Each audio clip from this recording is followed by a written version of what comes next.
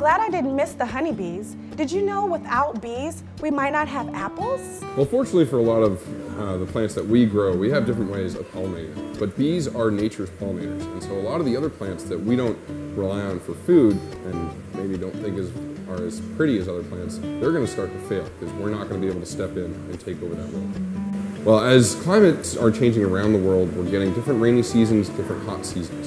And these bees that live here in the US have been collecting pollen through the same seasons over thousands of years. But now as we're changing all that, their natural system is getting out of whack and they're just not finding the flowers at the right times.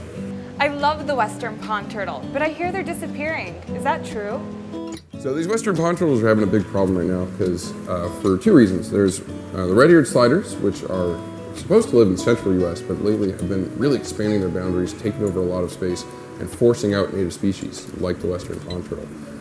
And then another really big deal is the human development on their land.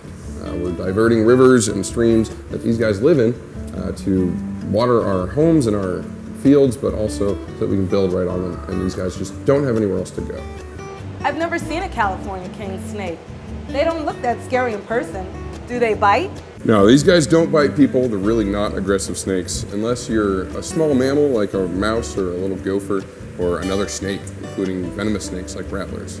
In California, we're getting a much drier, much warmer weather than we're really used to having. And so that's kind of messing up these guys a little bit. They do have an optimum temperature range. And if we go above that range, they actually have to hide underground and wait for cooler temperatures. When you look at the banana slug, you'd have no idea how impacted they are by climate change.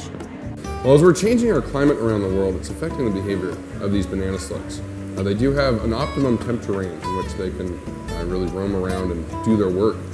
And as we're changing that climate, they're not getting that temperature range and they have to spend a lot more time hiding underground, waiting for the time to get back to normal. Know them, love them, and together we can fight climate change.